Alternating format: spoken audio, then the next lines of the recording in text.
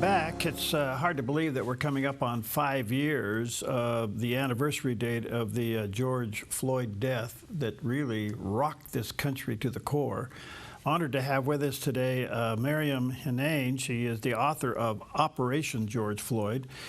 She's an investigative journalist and filmmaker, best known for the directing of the award-winning 2010 documentary Vanishing of the Bees. She's also a functional medicine coach and consultant. But there's a picture of the book on the screen there, Operation George Floyd, and she does have a website, Maryam Henein. It's spelled Maryam, HENEIN.com. Maryam, good to see you. How are you today? Thank you for having me. Thank you. All right. Boy, this is a biggie. What led you to take this on, the George Floyd death?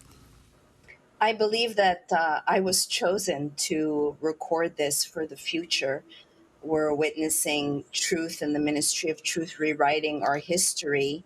And I've spent 5 years kind of accidentally. I was in Costa Rica during the pandemic, knowing that this was in the works, having covered vaccines since 2012. And I was with Zach Voorhees, the Google whistleblower. And the day of the event, he asked me to choke him. And I said, what? And he said, I'm doing the George Floyd challenge. And I was literally the first person to call the medical examiner, and I was told it would take weeks and weeks. And then the day after, I saw CNN issue preliminary report on the autopsy, and I just didn't tap out. I didn't intend to discover and put my life at risk for pretty much this book will be ready in maybe 50 years. It's a little too dangerous at the moment. Wow. So how would you describe his death? I would describe it as a series of lemony snickets. I do not believe that Derek Chauvin is responsible for the death of George Floyd. You'd have to look at the real identities of both of them. And this is a multi-layered psychological operation, so it served many different layers. Why is there such a pushback on accepting anything else but the mishandling of a police officer? Because the intention is to change legislation. We must all remember that we went from virus to violence overnight, and that there's so much hiding underneath the surface that it would be, they want to keep the narrative. We had the whole Summer of Love, and arguably we might have a Summer of Love sequel. So I just wanted to clear up that it's multi-layered. This event served a lot of different purposes, from a color revolution to a duty to intervene exercise to making Americans believe that we're now facing systemic racism. Do you think the evidence proving your point will ever be public? Well, it's come out after the fact in little dribbles, which is what psychological operations bank on. A new episode, yes, it's going to come to light. Maybe it's not as deep as what I've unearthed.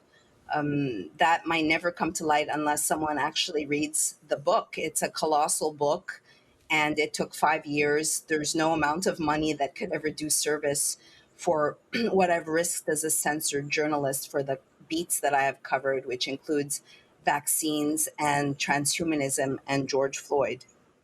Do you think there'll ever be a pardon of the police officers? Yes, I believe that's part of the plan. And Alexander Kang and Thomas Lane are already out, and Tu Tao and Derek Chauvin. I covered the trial every single day of Derek Chauvin for Activist Post, and anyone who was actually paying attention would have thought that Derek was winning, but it was so maligned on so many different levels. Okay, boy, this is, like you said, multi-layered. Is it possible for a retrial? Well, it already went to Supreme and it was rejected. I believe that there'll just be a movement to pardon Derek because half of the country has no idea the actual details. People don't even know that George Floyd was with Maurice Lester Hall and a woman, and that Maurice is in jail. And I wonder about his Black life. Only some Black lives matter. So, I'm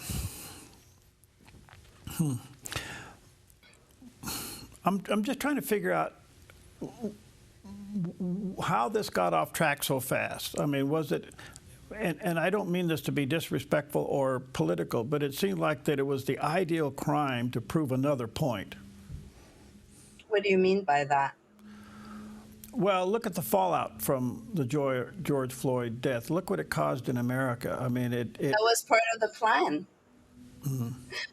That was part of the plan to destroy the country, rewrite our history, go from virus to violence overnight, and even I'll go as far as to get more vaccines into the arms of the number one vaccine hesitant population, Black community. By using messaging from Black Lives Matter, NIH used messaging from Black Lives Matter to instill confidence in the Black community. do you think that's calmed down at all? What exactly? Okay, so where does it leave us? Well, let's see what's right around the corner. Where does it leave us? Let's see what happens with Derek.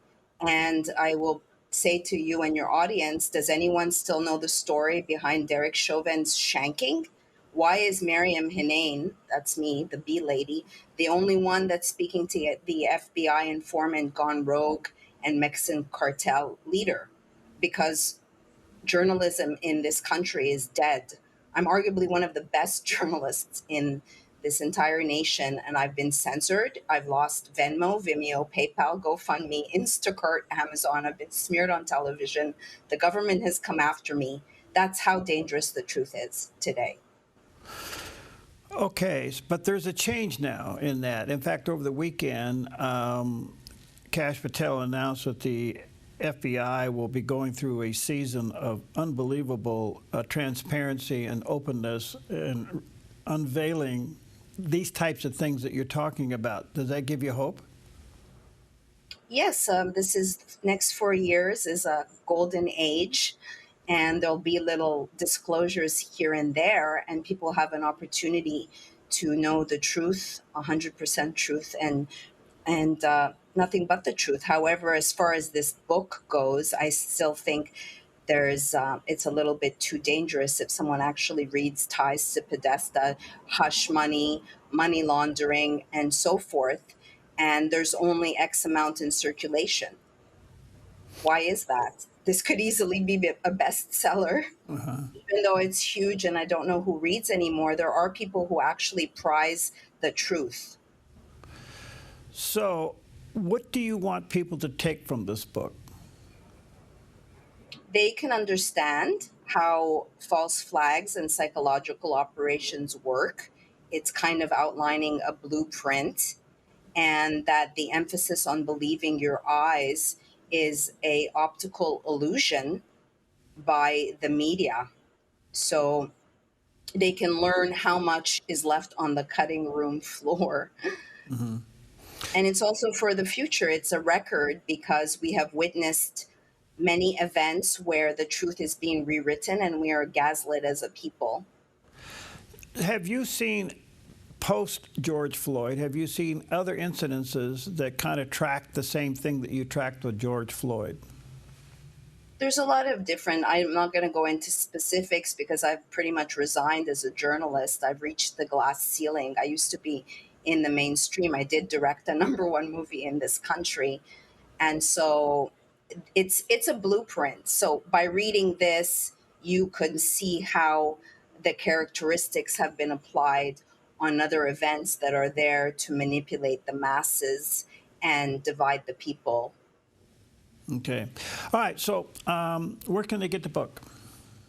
So you can buzz on over to Maryam Henein. So it's Maryam as in Mary, Hen as in Nancy, Henein as a Nancy, .com/George Floyd book.